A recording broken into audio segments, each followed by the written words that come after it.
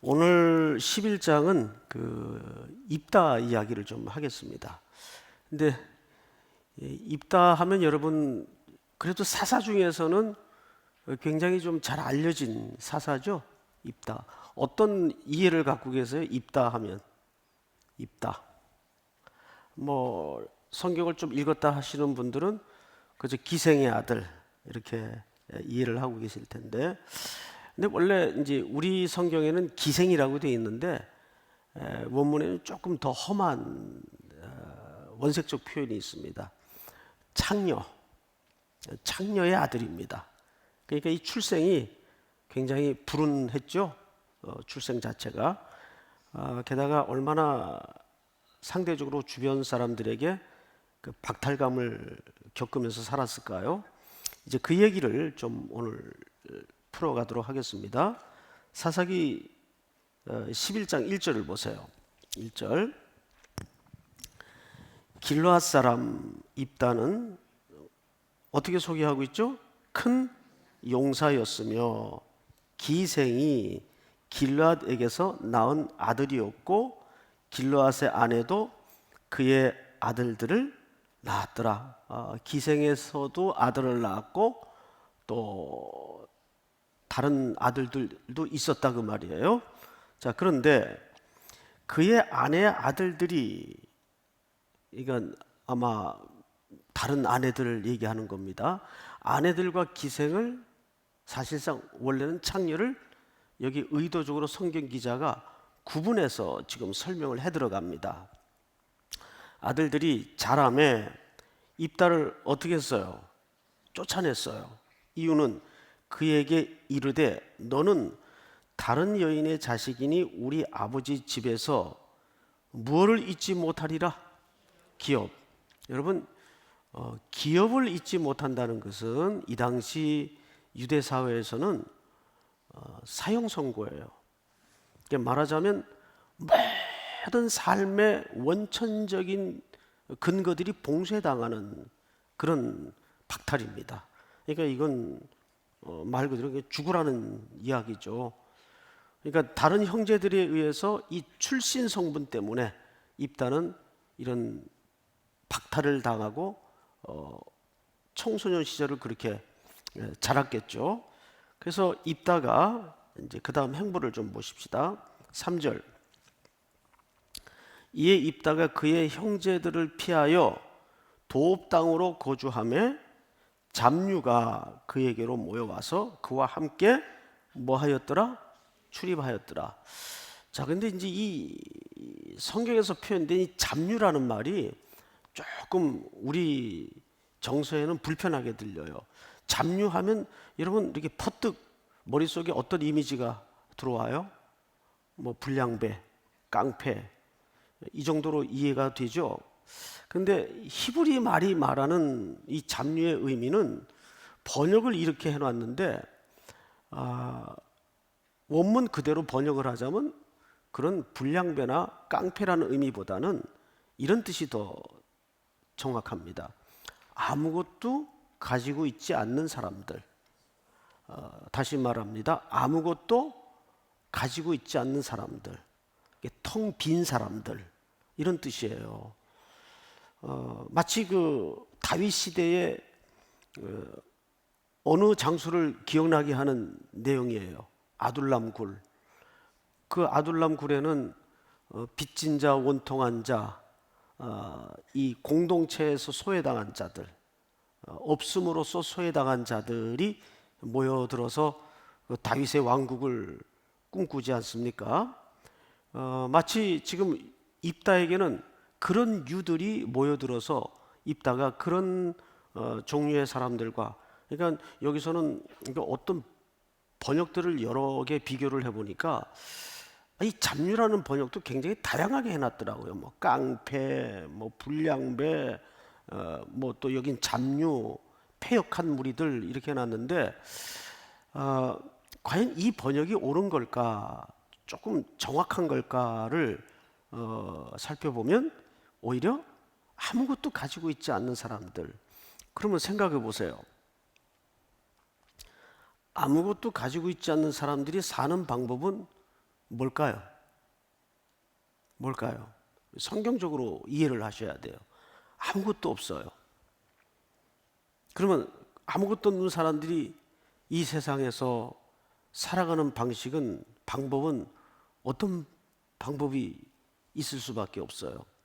우리 지금 신명기 강해를 통해서 아주 귀에 못이 박히도록 매주 거의 듣다시피 하잖아요. 과부, 고아, 나그네, 이 사람들은 이 땅에 기반이 없고 삶에 의지가 없는 사람들이에요. 어디 기댈 데가 없는 사람들이에요. 그럼 이 사람들이 살아가는 방식은 어떠해야 될까요? 너무 이렇게 깊이 생각하지 마세요. 주님밖에는 답이 없잖아요. 그런 사람들이에요. 정말 주님밖에는 답이 없는 사람들이 입다도 마찬가지예요. 자기 자신부터가 출신도 그렇죠. 그래서 우리는 이 입다에 대해서 조금 오늘 오해를 벗길 필요가 있는 게, 입다가 뭐 잡류, 폐역한 무리들, 깡패들하고 출입하고 교제하니까 힘만 쓰는 사람들인 줄로 오해를 해요. 근데 이제 나중에 입다의 이 내용을 들여다보면 입다가 그렇게 불량하거나 힘만 쓰는 사람들이 아니에요. 이제 그 이유를 좀 차근차근 들어가 보도록 하겠습니다. 4절. 얼마 후에 암몬 자손이 이스라엘을 치려하니라. 암몬 자손이 이스라엘을 치려할 때 길앗 장로들이 입다를 데려오려고 돕 땅으로 가서 입다에게 이르되 우리가 암몬 자손과 싸우려 하니 당신이 와서 우리의 장관이 되라, 이렇게 요구를 합니다. 자, 우리 좀 그림을, 지도를 하나 보여드릴 텐데 좀 띄워주실까요? 떴죠? 뒤에 떴나요 지금? 네, 떴군요. 여기 보시면 암몬이 여기 있어요. 여기. 그러면 지금 이쪽이 이렇게 요단이 이렇게 쭉 가운데 지금 흐른단 말이에요. 그리고 이제 암몬은 요단 동쪽입니다. 그렇죠? 그리고 이쪽이 이스라엘이고, 이제 여기 지중해. 그리고 이제 모압이 요 아래쪽에 있어요. 모압이. 오늘 이 두 나라가 등장을 하는데, 암몬이 이쪽을 먹으려고, 이 길르앗, 여기가 길르앗이죠. 먹으려고 코앞에 지금 공격을 해 들어오고 위협을 가하고 있는 겁니다. 이게 국가적인, 공동체적인 지금 위기가 닥친 거죠. 그러니까 이스라엘 장로들이 누굴 찾아갔어요? 그런 세력을 갖고 있는, 바로 자기들이 사실상 내쳤던, 누굴 찾아간 거예요? 예, 입다를 찾아간 거예요. 입다. 그런데 왜 이럴 수밖에 없었는가에 대한 이해를 11장 앞에 10장 17절을 한번 보세요. 여러분 성경으로. 이 그림은 나중에 좀 보기로 하고, 17절에 보면 그때에 암몬 자손이 모여 길르앗의 진을 쳤으므로 이스라엘 자손도 모여서 미스바의 진을 치고, 저기 왔으니까 어쨌든 맞서서 진영을 갖추긴 했어요. 근데 18절 다 같이 한번 읽어볼까요? 시작. 길르앗 백성과 방백들이 서로 이르되 누가 먼저 나가서 암몬 자손과 싸움을 시작하랴. 그가 길르앗 모든 주민의 머리가 되리라 하리니라. 네, 사실 이것이 역사의 전면에 입다가 등장하게 된 중요한 맥락이고 배경이에요. 지난주 사사기 강해 때 이런 말씀을 드렸었어요. 돌라와 야일은 사실상 짧게 성경에서 처리되고 지나갔지만 누구의 출현을 예고한 오프닝이었다. 입다의 출현을 예고한 오프닝이었다. 자, 여기 보시면 18절을 잘 보세요. 길르앗 백성과 방백들이 서로 이렇게 얘기합니다. 누가 먼저 나가서 암몬 자손과 싸움을 시작하랴. 그가 길르앗 모두 주민의 머리가 되리라 하니라. 그러니까 이 내용만 보면 지금 이스라엘 백성들은 싸울 의사가 있어요, 없어요? 싸울 의사가 없어요. 아니, 싸울 의사가 없는 것보다는 정확히 얘기하면 암몬의 위협 앞에 전전긍긍 벌벌 떨고 있는 겁니다. 그러니까 누가 좀 먼저 나가냐? 근데 지금 이스라엘에는 사람이 없나요? 앞에 보시면 이렇게 되어 있습니다. 몇 절을 보시냐 하면 10장에서 보면, 자 10절을 보세요. 10절 이스라엘 자손이 여호와께 부르짖어 이르되 우리가 우리 하나님을 버리고 바알들을 섬김으로 주께 범죄하였나이다 하니 여호와께서 이스라엘 자손에게 이르시되 내가 애굽 사람과 아모리 사람과 암몬 자손과 블레셋 사람에게서 너희를 구원하지 아니하였느냐? 또 시돈 사람과 아말렉 사람과 마온 사람이 너희를 압제할 때 너희가 내게 부르짖음으로 내가 너희를 그들의 손에서 구원하였거늘 너희가 나를 버리고 다른 신들을 섬김으로 그러므로 내가 다시는 너희를 구원하지 아니하리라. 다시는 구원하지 아니하리라. 이렇게 하나님께서 대단히 이 백성들의 반복되는 우상 섬김의 패턴에 대해서 화가 나셨어요. 그리고 이제 그 암몬이 길르앗 코압까지 진을 치고 있는데 앞서 돌라와 야일의 30명의 자녀들이 각각 성을 차지하고 있었습니다. 지난주에. 그러면 이 사람들은 이 국가적인 공동체적인 위기 때 성을 차지할 때는 좋았는데 뭐 하는 거예요? 지금 아무 믿음도 하나님에 대한 신뢰도 없이 지들끼리 서로 등을 떠밀면서 야 이럴 때 누가 나가냐? 네가 먼저 나가라. 아니 왜 우리가 먼저 나가냐? 네가 먼저 나가라. 그래서 항상 전쟁이나 군대에서 보면 제일 중요한 게 선봉대입니다. 누가 선봉에 설 것인가? 하나님의 일에는 항상 이 태도와 자세가 중요해요. 교회에 큰 어떤 역사를 앞에 두고 있다든지 교회에 어떤 공동체적인 필요가 발생한다든지 할 때 어느 진에서 우리가 하겠습니다. 분위기가 이래야 되는데 자꾸 이진이 해라. 왜 우리가 먼저 해? 너희는 사람 없냐? 삼진이 해라. 이러면 교회 분위기가 말이 되겠어요? 안 되겠어요? 말이 안 된단 말이에요. 요즘 장년진들이 아주 활발해서 참 감사한데 막 새벽에 우산도 펴고 막 좋더라고. 눈도 내리고. 근데 우산을 좀 좋은 걸 갖고 펴셔야 되는데 접혀지질 않아 가지고 또 고생들 하시더라고요. 7년 전 우리 장년들 표정보다는 요즘 장년들 표정이 너무 밝아졌어요. 무슨 일이 있었는지는 모르겠는데 7년 전 제가 부임할 때 장년진 표정은 이렇게까지는 화사하거나 밝진 않았는데 요즘은 굉장히 밝아져서 아주 보기에도 너무 기분이 좋고 기쁩니다. 그것이 사실은 영적인 태도에서 나오는 공동체적 색깔이거든요. 근데 지금 이스라엘은 지금 그게 없어요. 서로 지금 눈치만 보는 거예요. 누가 나가냐? 이게 지금 이스라엘의 분위기예요. 완전히 다운되어 있는 거죠. 자, 그런데 이때 길르앗 장로들이 하다 안 되니까 서로 선봉대에 나서기를 꺼려하니까 그러면 좋다. 우리가 쫓아낸 누구를 찾아가자. 입다를 찾아가자. 입다. 그래서 입다를 찾아가서 얘기를 하는 겁니다. 근데 대화가 어떻게 진행되는가를 잘 보세요. 자, 몇 절을 보시냐면 5절.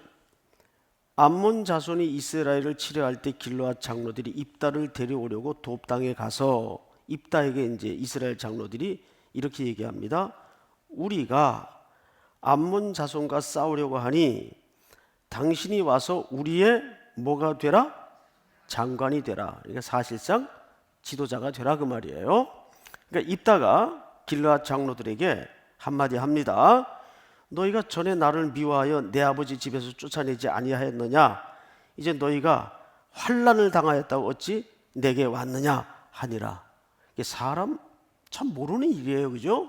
예, 필요 없을 때는 내쫓다가 이제 공동체에 어떤 위기가 닥치고 이게 해결이 난망하니까 자기들이 내쫓았던 세력이 필요한 거예요. 이스라엘 장로들은 하나님에 대한 의지나 신앙을 요즘 말로 1도 찾아볼 수가 있어요, 없어요? 전혀 찾아볼 수가 없어요. 오로지 그들에게는 뭐가 필요한 것뿐이에요? 힘과 세력이 필요한 것뿐이에요. 네가 우리 지도자가 되라 이렇게 얘기한 거죠. 자, 8절을 한번 같이 읽어볼까요? 시작. 그러므로 길르앗 장로들이 입다에게 이르되 이제 우리가 당신을 찾아온 것은 우리와 함께 가서 암몬 자손과 싸우게 하려 함이니 그리하면 당신이 우리 길르앗 모든 주민의 머리가 되리라 하매. 자, 여기 달라진 표현 하나가 눈에 띄네요. 처음에 이스라엘 장로들이 와서 제안한 것은 우리의 뭐가 되라? 장관이 되라 그랬어요. 그러니까 국가에도 공동체에도 여러 파티션이 있을 거 아니에요. 뭐 국방을 책임지는 장관이 있다든지 경제를 책임지는 장관이 있다든지 아무리 고대 시대에도 그런 분담들이 있었을 텐데 처음에는 그저 이 국가적인 힘의 위기 앞에 장관을 제외했어요. 근데 입다가 시원찮게 나오니까 뭐라 그래요? 이제는 레벨을 한 단계 높여서 그럼 네가 우리의 뭐가 되라? 머리가 되라. 머리가 되라는 말은 실질적인 지도자예요. 그러니까 이게 소위 세상의 D라는 방식이에요. 그래서 입다가 이런 제안을 합니다. 9절. 입다가 길르앗 장로들에게 이르되 너희가 나를 데리고 고향으로 돌아가서 암몬 자손과 싸우게 할 때 만일 여호와께서 그들을 내게 넘겨주시면 내가 과연 너희의 뭐가 되겠느냐? 머리가 되겠느냐? 그런데 여기에서 이스라엘 장로들과 입다의 중요한 발언의 차이가 하나 비교가 돼야 돼요. 여러분 성경을 읽으면서 어떤 비교가 돼야 될까요? 입다의 입에서는 뭐가 나왔어요? 여호와께서. 자, 9절을 다시 보세요. 입다가 길르앗 장로들에게 이르되 너희가 나를 데리고 고향으로 돌아가서 암몬 자손과 싸우게 할 때에 만일 여호와께서 그들을 내게 넘겨주시면. 자, 앞을 잠깐 보실까요? 이런 표현으로 봐서 입다는 어쨌거나 지금 신앙이 있는 사람이 없는 사람이에요. 신앙이 있는 사람이죠. 누구보다 나아요? 이스라엘 지도자들보다 지금 훨씬 모든 면에서 나은 시선을 갖고 있단 말이에요. 이 사람을 어떻게 잡류라고 할 수 있어요? 그건 우리의 잘못된 편견에 대한 해석입니다. 자, 게다가 성경을 또 맞아 보십시다. 10절. 길르앗 장로들이 입다에게 이르되 여호와는 우리 사이의 증인이시니 당신의 말대로 우리가 그렇게 행하리라 하니라. 이 사람들이 찔리는 게 있으니까 이 입다의 입에서 여호와에 대한 발언이 나오니까 다급하니까 누구의 이름으로 증인이 된다 그래요? 여호와의 이름으로. 이게 이스라엘 장로들의 신앙 색깔입니다. 급할 때는 누구를 찾아요? 여호와를 찾아요. 게다가 도움을 청하고 있는 입다의 입에서 여호와라는 소리가 나오니까 사실 내심 창피할까요? 창피하지 않을까요? 창피하죠. 그러니까 이제 모양새를 여호와의 이름으로 증인을 세우겠다. 하나님께서 증인이 되신다. 이렇게 이제 구색을 맞추어서 둘 사이에 약조가 이루어집니다. 그리고 이제 입다는 11절 오늘 마지막 절이죠.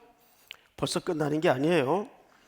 이에 입다가 길르앗 장로들과 함께 가니 백성이 그를 자기들의 머리와 장관을 삼은지라. 입다가 미스바에서 자기의 말을 다 여호와 앞에 아뢰니라. 자, 이런 걸로 봐서 입다는 분명 신앙의 수준은 어쨌든 간에 신앙이 있는 사람이 없는 사람이에요. 신앙이 있는 사람이에요. 게다가 이제 12절 입다가 암몬 자손의 왕에게 사자를 보냅니다. 이르되 네가 나와 무슨 상관이 있기에 내 땅을 치러 내게 왔느냐. 이게 무슨 얘기냐 하면 암몬이 길르앗 코아까지 진영을 갖추고 이스라엘을 지금 위협하고 있단 말이에요. 입다가 이제는 이스라엘 장로들의 위임을 받아서 지도자로 공식적으로 전면에 나선 거예요. 그런데 제일 먼저 바로 전쟁을 벌리는 게 아니라 사자를 보내요. 누구에게? 암몬 왕에게 사자를 보내는데 이렇게 얘기해요. 도대체 너희들이 우리 공동체 코앞까지 진영을 갖추고 전쟁을 벌이고자 하는 명분이 뭐냐라고 묻는 겁니다. 또 이 전쟁의 명분이 뭐냐? 그러니까 이 사람이 상당히 나름 전략이 있는 사람이에요. 먼저 무조건 성경에 표현된 것처럼 뭐 잡류들과 함께 있었으니까 그저 뭐 힘만 있는 사람이겠지, 그런 사람이 아니에요. 어쨌든 명분을 먼저 묻습니다. 그러니까 암몬 왕이 대답을 합니다. 13절 그 대답을 여러분들이 한번 읽어보세요. 시작. 암몬 자손의 왕이 입다의 사자들에게 대답하되 이스라엘이 애굽에서 올라올 때에 아르논에서부터 야복과 요단까지 내 땅을 점령하였기 때문이니 이제 그것을 평화롭게 돌려달라 하니라. 아멘. 암몬 왕이 명분을 묻는 입다의 사자에게 답변을 한 거예요. 근데 답변 내용을 잘 보세요. 이스라엘이 애굽에서 올라올 때에 이게 언제적 얘기를 지금 꺼내는 겁니까? 아르논에서부터 야복과 요단까지 내 땅을 점령했기 때문이니 이제 그것을 평화롭게 돌려달라 하니라. 이렇게 답신이 왔어요.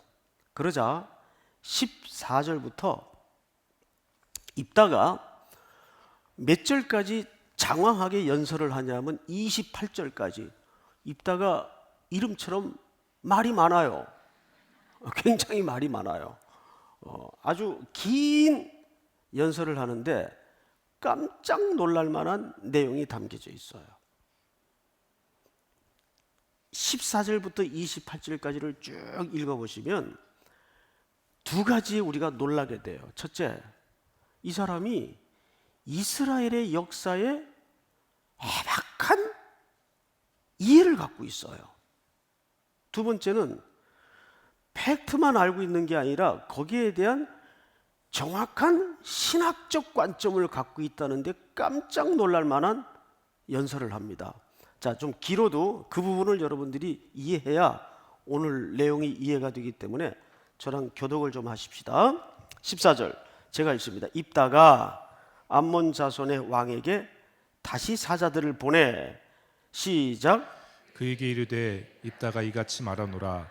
이스라엘이 모압 땅과 암몬 자손의 땅을 점령하지 아니하였느니라. 그 말은 무슨 얘기냐면 우리는 그 땅을 점령한 적이 없다. 점령한 게 아니고 하면서 이스라엘이 애굽에서 올라올 때 광야로 행하여 홍해에 이르고 가데스에 이르러서는 이스라엘이 사자들을 에돔 왕에게 보내어 이르기를 청하건대 나를 네 땅 가운데로 지나게 하라 하였으나 에돔 왕이 이를 듣지 아니하였고 또 그와 같이 사람을 모압 왕에게도 보냈으나 그도 허락하지 아니하므로 이스라엘이 가데스에 머물렀더니 18절 시작. 그 후에 광야를 지나 에돔 땅과 모압 땅을 돌아서 모압 땅의 해 뜨는 쪽으로 들어가서 아르논 저쪽에 진쳤고 아르논은 모압의 경계이므로 모압 지역 안에는 들어가지 아니하였으며. 이스라엘이 헤스본 왕 곧 아모리 족속의 왕 시온에게 사자들을 보내어 그에게 이르되 청하건대 우리를 당신의 땅으로 지나 우리 곳에 이르게 하라 하였으나 시작. 시온이 이스라엘을 믿지 아니하여 그의 지역으로 지나가지 못하게 할 뿐 아니라 그의 모든 백성을 모아 야하스에 진치고 이스라엘을 침으로 이스라엘의 하나님 여호와께서 시온과 그의 모든 백성을 이스라엘의 손에 넘겨주심에 이스라엘이 그들을 쳐서 그 땅 주민 아모리 족속의 온 땅을 점령하되 시작. 아르논에서부터 야보까지와 광야에서부터 요단까지 아모리 족속의 온 지역을 점령하였느니라. 이스라엘의 하나님 여호와께서 이같이 아모리 족속을 자기 백성 이스라엘 앞에서 쫓아내셨거늘 내가 그 땅을 얻고자 하는 것이 옳으냐. 자, 앞을 잠깐 보세요. 여러분, 여기 입다가 놀라운 이야기를 하는 게 뭐냐면 우선 이스라엘 백성들은 가나안 땅으로 들어가기 위해서 그 땅을 통과하도록 요청을 했었어요. 그런데 그 백성들이 허락했어요? 허락하지 않았어요? 허락하지 않았어요. 그래서 그 땅을 하나님께서 이스라엘 백성들에게 손에 붙이신 겁니다. 자, 그런데 정확하게 입다가 뭐라고 얘기를 하냐면 우리가 그 땅을 그래서 점령한 거다 이렇게 얘기한 게 아니에요. 누가 허락한 거다? 하나님께서 그 시절에 우리 백성들에게 허락하셔서 우리가 그 땅을 점령하게 된 거다. 자, 이거는 무슨 관점이죠? 역사적 관점입니까? 신학적 관점입니까? 둘 다예요. 이게 누구 입에서 지금 나온 발언입니까? 입다의 입에서 나온 발언이에요.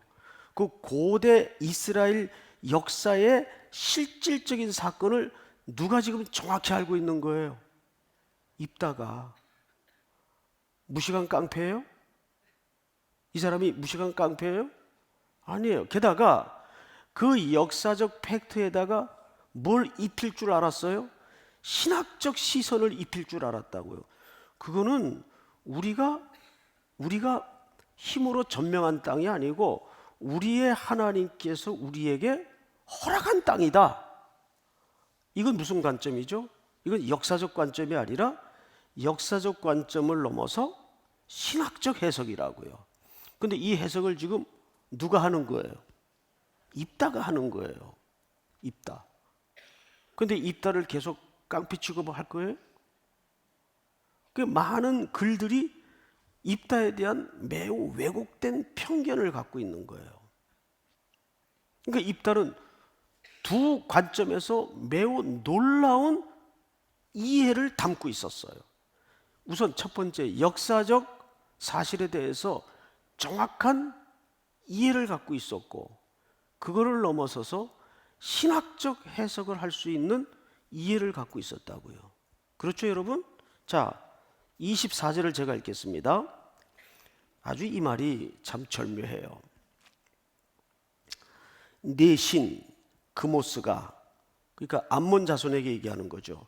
내 신 그모스가 내게 주어 차지하게 한 것을 네가 차지하지 아니하겠느냐? 우리 하나님 여호와께서 우리 앞에서 어떤 사람이든지 쫓아내시면 그것을 우리가 차지하리라. 그러니까 이것은 사실상 비아냥입니다. 아니, 너희 같으면 너희 신 그모스가 그 땅 차지하라 그러면 너희 같으면 차지 안 하겠냐? 마찬가지다.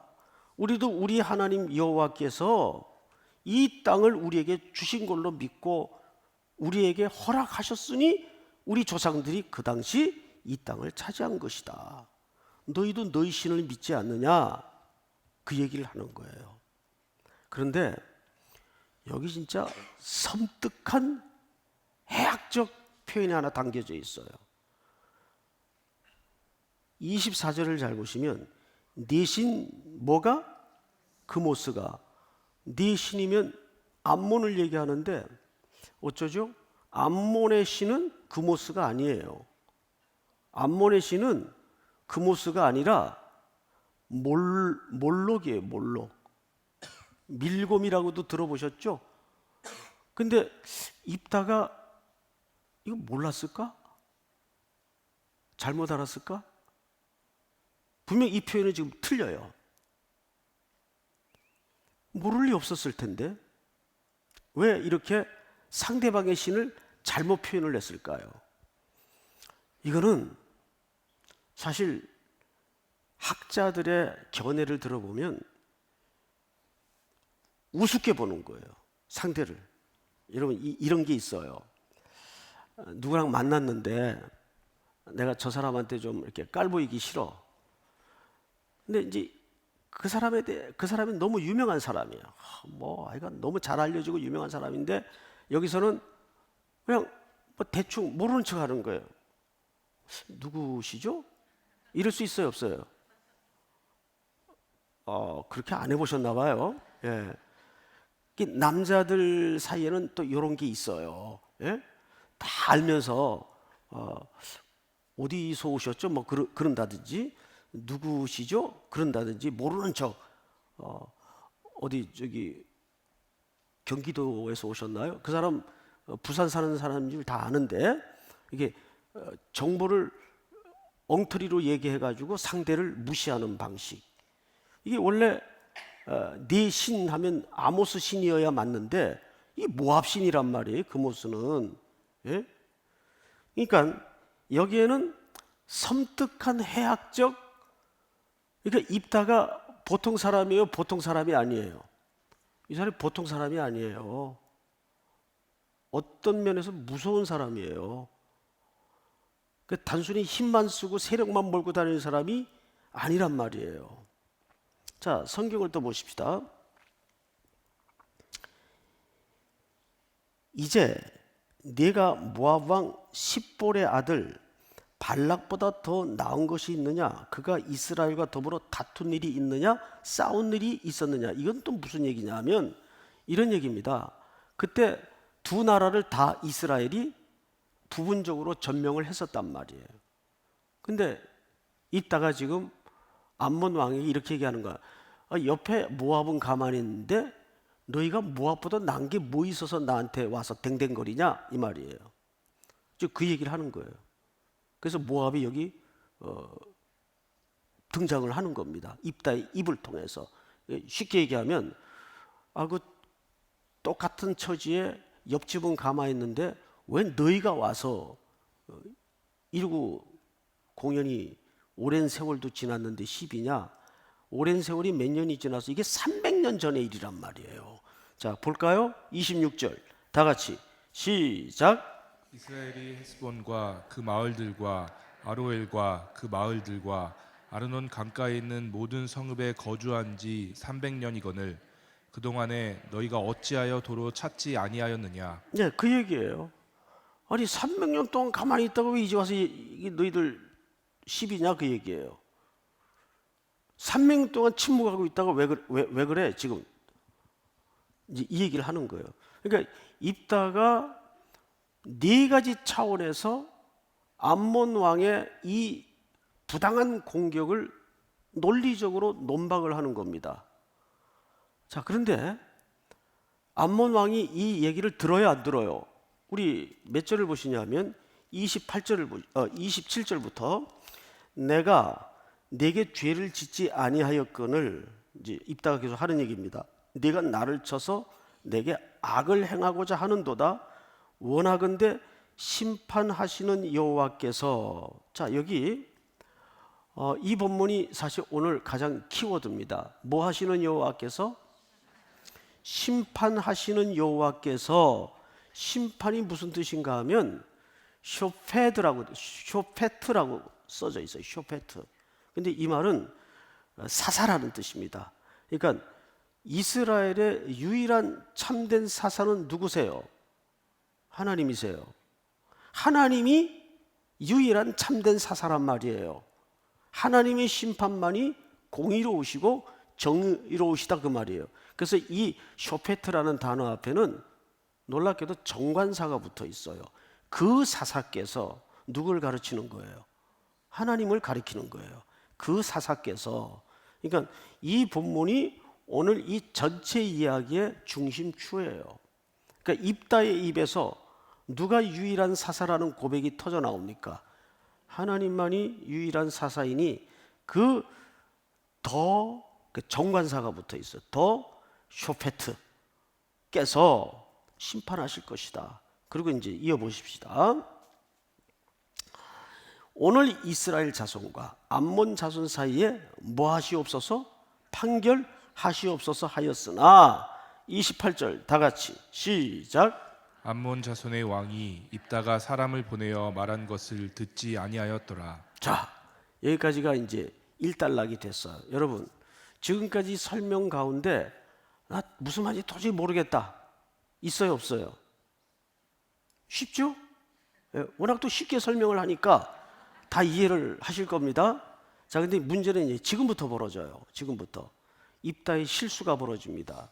자, 29절을 보시면 이에 여호와의 영이 입다에게 임하시니 하나님의 영이 입다에게 이제 임합니다. 입다가 길르앗과 므낫세를 지나서 길르앗의 미스베에 이르고 길르앗의 미스베에서부터 암몬 자손에게로 나아갈 때 30절 시작. 그가 여호와께 설하여 이르되 주께서 과연 암몬 자손을 내게 넘겨주시면 그가 암몬 자손을 내게 넘겨주시면 이렇게 되어 있죠. 예.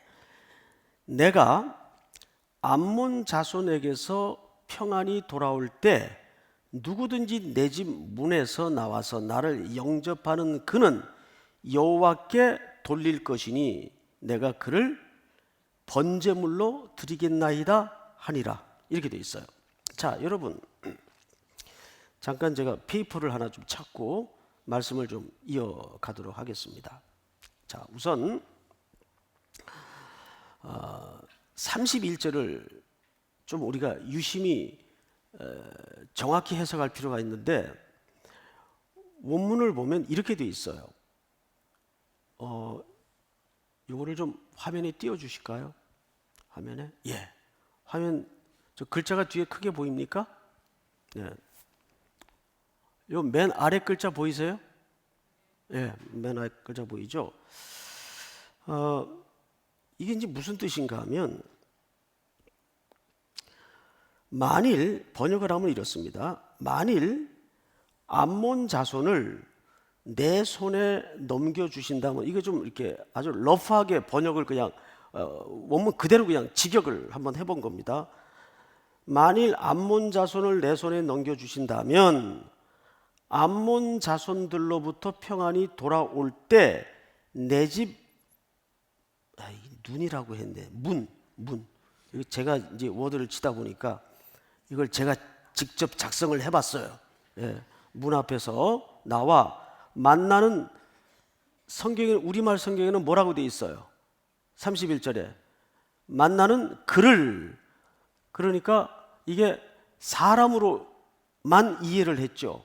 그런데 여기에 뭐라고도 번역을 할 수 있는가 하면 그를 또는 그것을 무슨 말인지 알겠어요? 이 둘 다 번역이 가능하단 말이에요.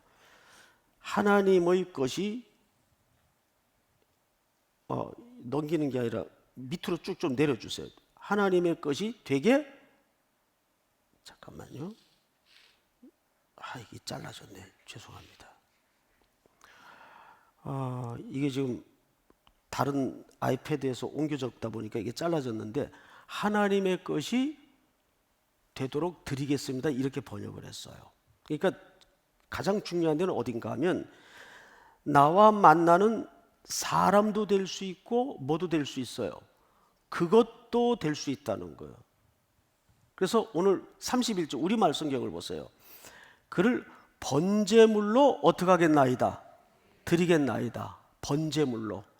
그러면 우리말 성경만 읽을 때는 아니 미쳤나? 사람을 번제물로 드리겠다는 얘기가 되잖아요. 근데 잘 아시는 것처럼 승리를 안고 집에 돌아가니까 누가 제일 먼저 나왔어요? 무남동녀. 아들도 없어요. 딸도 그 딸 하나밖에 없어요. 그 딸이 제일 먼저 승리를 안고 돌아오는 아버지 영접을 나온 거예요. 저희 집도 제가 들어가면 우리 딸이 제일 먼저 나와요. 방이 제일 가까우니까. 예. 그러면 이제 또 수고한 아빠를 또 안아주고 그래요. 이뻐요. 예? 제게는 귀한 딸이니까 딸이 제일 먼저 나와요. 근데 그런 것처럼 입다의 딸이 제일 먼저 마중을 나온 거예요. 이 서원을 했는데, 자, 성경을 잘 보세요. 32절. 이에 입다가 암몬 자손에게 이르러 그들과 싸우더니 여호와께서 그들을 그의 손에 넘겨주심에 아롤에서부터 민닛에 이르기까지 20성읍을 치고 또 아벨그라민까지 매우 크게 무찌르니 이에 암몬 자손이 이스라엘 자손 앞에 항복하였더라. 승리했죠? 자, 이제 이 서원이 그대로 지켜져야 돼요. 어떻게 지키시는가 한번 보세요. 34절 시작. 입다가 미스바에 있는 자기 집에 이를 때 보라 그의 딸이 소고를 잡고 춤추며 나와서 영접하니 이는 그의 무남 동료라. 입다가 이를 보고 자기 옷을 찢으며 이르되 어찌할꼬 내 딸이여 너는 나를 참담하게 하는 자요 너는 나를 괴롭게 하는 자 중에 하나로다. 왜 딸을 탓해? 사실 딸이 잘못한 거예요? 지가 잘못한 거예요? 자기가 잘못한 거죠. 왜 그런 쓸데없는 서원을 해요? 자, 그런데 성경을 보세요. 내가 여호와를 향하여 입을 열었더니 능히 돌이키지 못하리로다 하니, 이제 딸의 반응을 우리 같이 한번 읽어봅시다. 시작. 딸이 그에게 이르되 나의 아버지여 아버지께서 여호와를 향하여 입을 여셨으니 아버지의 입에서 낸 말씀대로 내게 행하소서. 이는 여호와께서 아버지를 위하여 아버지의 대적 암몬 자손에게 원수를 갚으셨음이니이다 하니라. 그러니까 이 딸도 신앙이 대단해요? 대단하지 않아요? 대단해요. 하나님께서 아버지의 서원을 들으셔서 암몬을 손에 붙이시고 승리를 주셨사오니 아버지 서원대로 지키셔야 됩니다. 그럼 누가 희생되는 거예요? 자기가 희생되는 거예요. 그게 이제 입다 딸의 반응이에요. 자, 성경을 또 보십시다. 37절. 또 그의 아버지에게 이르되 이 일만 내게 허락하사 나를 2달만 버려두소서. 내가 내 여자친구들과 산에 가서 나의 처녀로 죽음을 인하여 애곡하겠나이다 하니. 자, 그런데 여러분 성경을 잘 보시면 처녀로 죽음을 인하여 했을 때 그 죽음이라는 단어가 다른 포인트보다 글자가 작게 돼 있어요. 돋보기 끼고 잘 보세요. 그래요, 안 그래요? 포인트, 글자 크기가 처녀 글자와 죽음 글자가 똑같아요? 포인트 글자가 달라요? 다르죠? 다른 성경 가진 분 한번 손 들어보세요. 글자 포인트가 다르다. 내 눈은 앞만 봐도 글자 포인트가 똑같다. 여러분들 성경을 바꾸셔야 돼요. 성경을. 정상적인 성경은 그 죽음이라는 포인트가 글자가 작게 돼 있어요. 예? 그건 무슨 뜻인가 하면 원문에 없다 그 말이에요. 그러니까 히브리 원문을 확인을 해봤더니 원문에는 죽음이라는 글자가 없어요. 자, 그러면 이 해석이 이제 복잡해지는 거예요. 제가 그랬잖아요. 오늘 쉽지 않다고 입다 얘기가. 자, 또 볼까요? 처녀로, 그러니까 죽음 빼고 그냥 읽습니다. 나의 처녀로 인하여 애곡하겠나이다 하니. 38절 시작.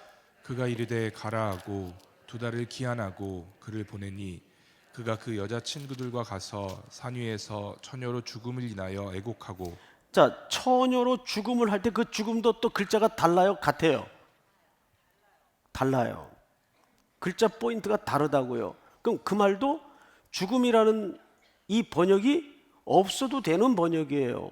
그러니까 의역을 한 거라고요. 이거는 그러니까 원문에도 죽음이라는 단어가 없어요. 그러면 무슨 얘기가 되냐면 산 위에서 처녀로 인하여 애곡하고 2달 만에 돌아왔어요.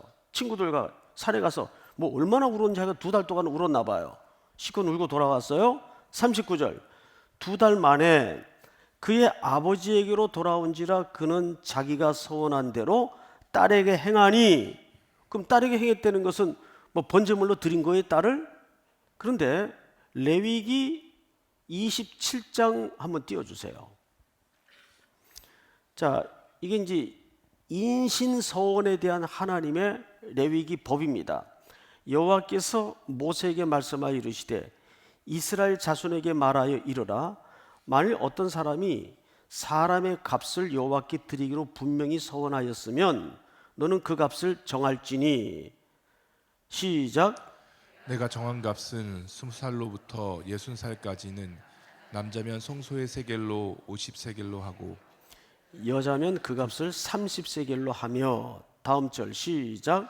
5살로부터 20살까지는 남자면 그 값을 20세겔로 하고 여자면 10세겔로 하며 1개월로부터 5살까지는 남자면 그 값을 5세겔로 하고 여자면 그 값을 은 3세겔로 하며. 시작. 60살 이상이면 남자는 그 값을 15세겔로 하고 여자는 10세겔로 하라. 다 같이 시작. 그러나 서원자가 가난하여 내가 정한 값을 감당하지 못하겠으면 그를 제사장 앞으로 데리고 갈 것이요 제사장은 그 값을 정하되 그 서원자의 행편대로 값을 정할지니라. 인신에 대한 서원을 했을 경우에는 인신을 드리도록 돼 있습니까? 값을 쳐서 돈을 드리도록 돼 있습니까? 그렇습니다. 그리고 제가 한 군데만 더 읽어 드릴게요. 레위기 20장인데 그냥 들어보세요. 여호와께서 모세에게 말씀하여 이르시되 너는 이스라엘 자손에게 또 이르라. 그가 이스라엘 자손이든지 이스라엘에게 거류하는 거민이든지 그의 자식을 몰렉에게 주면 반드시 죽이되 그 지방 사람이 돌로 칠 것이요 나도 그 사람에게 진노하여 그를 그의 백성 중에서 끊으리니 이는 그가 그의 자식을 몰렉에게 주어서 내 성소를 더럽히고 내 성을 욕되게 하였음이라. 다 같이 시작. 자, 이거 제가 혼자 읽는 거죠. 지금 헷갈려요. 자, 여기까지만 읽읍시다. 시간이 이제 많이 갔으니까. 그러니까 성경은 전체적으로 하나님의 율법에도 인신을 드리는 게 위법이에요, 합법이에요? 위법이에요.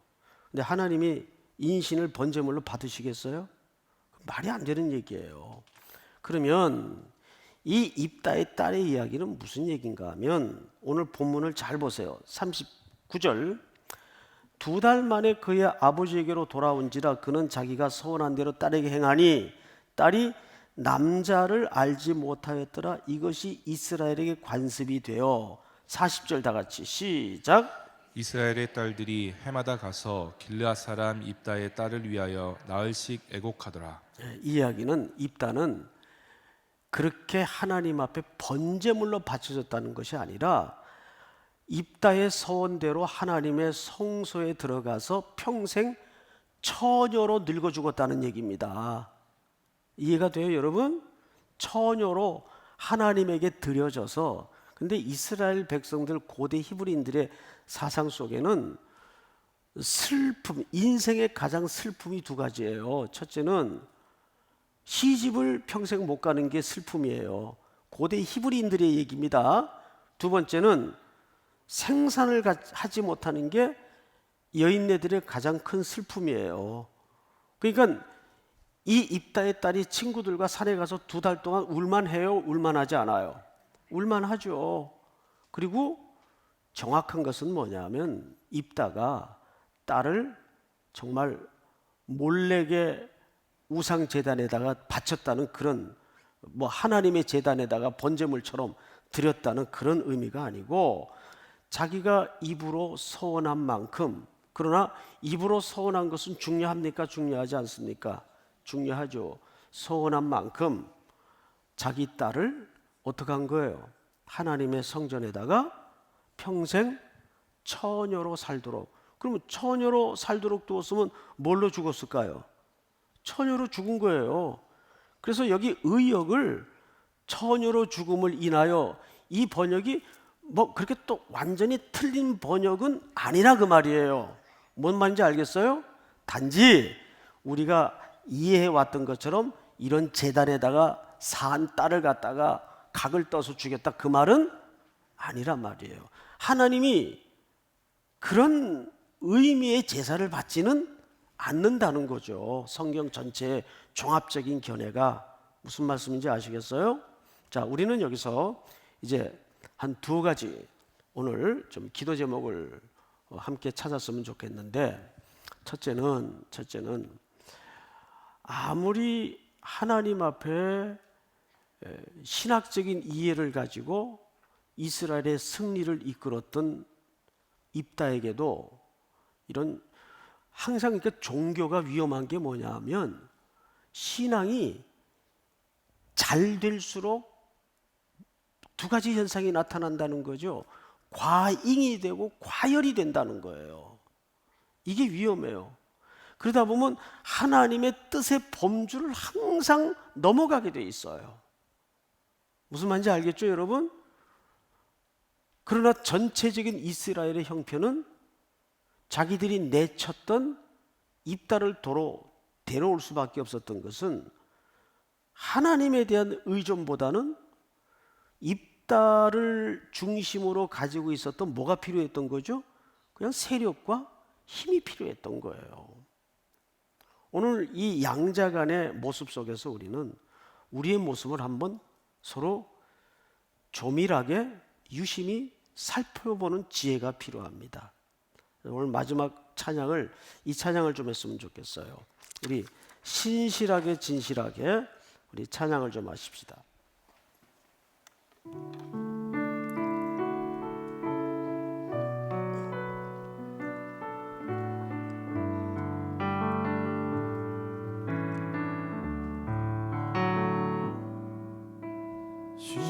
진실하게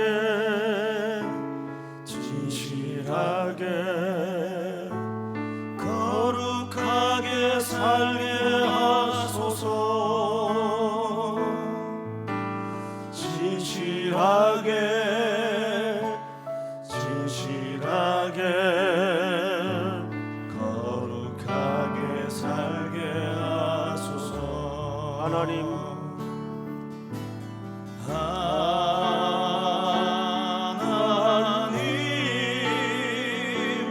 나의 마음 만져주소서.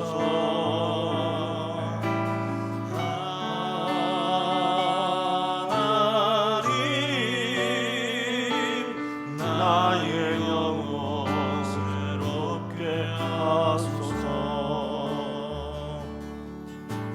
진실하게 거룩하게 살게 하소서. 거룩하게 살게 하소서. 진실하게 진실하게 거룩하게 살게 하소서. 하나님, 나의 기도 들어주소서. 하나님, 나의 기도 들어주소서.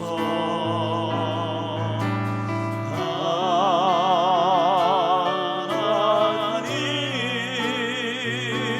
주의 길로 인도하소서. 우리 한번 눈을 감고 오늘 주신 말씀 사사기 11장 전체를 통해서 입다의 등장은 왜 역사 속에서 등장하게 되었는가? 입다도 사람이기에 분명 하나님을 신뢰하고 믿음을 가졌지만 그는 그 승리가 자칫 과열을 가져왔고 과잉으로 그는 입방정을 떨게 되었습니다. 그러나 한번 내뱉은 하나님 앞에서의 소원은 지켜야 했기에 다른 성전에서 하나님께 평생 처녀로 드려지는 일생을 살게 됩니다. 오늘 이 종합적인 상황 속에서 우리의 참 이 복잡할 수밖에 없는 인생사에 지혜를 주시옵소서. 신실하게 진실하게 우리의 마음 그대로 하나님 앞에만 집중하는 우리의 평생이 되게 하시고, 결코 우리의 신앙이 과잉이 되거나 과열이 되지 않도록 붙잡아 주시옵소서. 우리 한번 다 같이 소리내어 통성으로 기도하는 가운데 개인적으로 일어나시기 바랍니다. 사랑하시는 아버지 하나님 감사합니다.